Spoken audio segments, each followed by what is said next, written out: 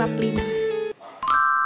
Pengertian perencanaan pesan bisnis. Perencanaan adalah suatu kegiatan yang dilakukan untuk mempersiapkan segala sesuatu dengan sebaik-baiknya.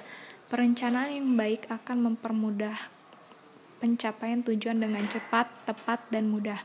Perencanaan pesan bisnis yang baik diharapkan dapat menjawab berbagai pertanyaan seperti apa pesan bisnis yang ingin disampaikan kepada pihak lain, bagaimana penyampaian pesan bisnis, siapa yang menyampaikan pesan bisnis, mengapa pesan bisnis itu perlu disampaikan, dan kapan sebaiknya suatu pesan bisnis disampaikan kepada pihak lain.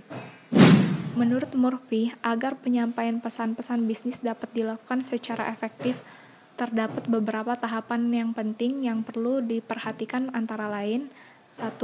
Tujuan penyampaian bisnis. 2. Menganalisis audiens. 3. Menentukan ide gagasan pesan bisnis. 4. Membuat outline pengorganisasian pesan bisnis. Beberapa teknik brainstorming yang dapat digunakan untuk mengidentifikasikan ide pokok yaitu 1. Storyteller tour.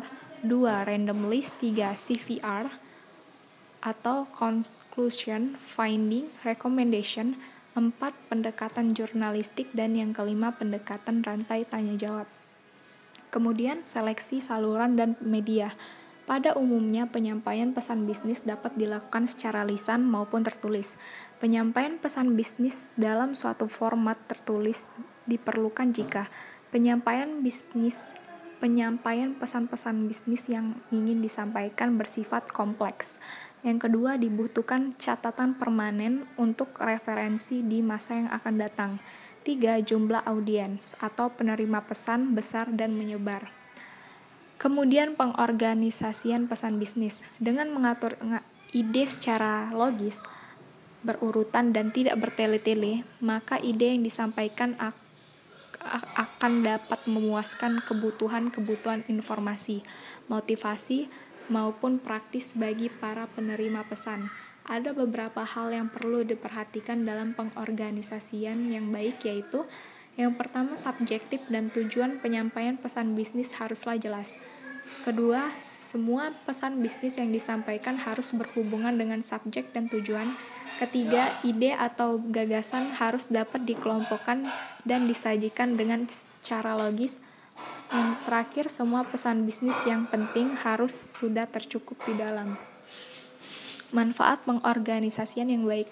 Yang pertama, membantu penerima pesan memahami pesan, membantu penerima pesan menerima pesan, menghemat waktu, dan mempermudah bekerja komunikator. Pengorganisasian pesan bisnis melalui outline diperlukan dua proses tahapan, yaitu mendefinisikan dan mengelompokkan ide dengan mendefinisikan secara jelas apa yang ingin disampaikan kepada audiens dengan bahasa yang sederhana dan mudah dipahami oleh audiens dengan baik.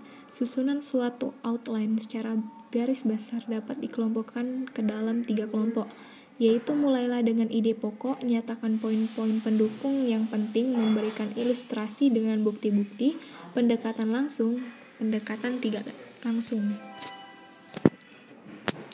Kemudian revisi pesan bisnis yang telah direncanakan dan dibuat agar dapat ditinjau ulang untuk menghindari kemungkinan terjadinya kesalahan yang fatal.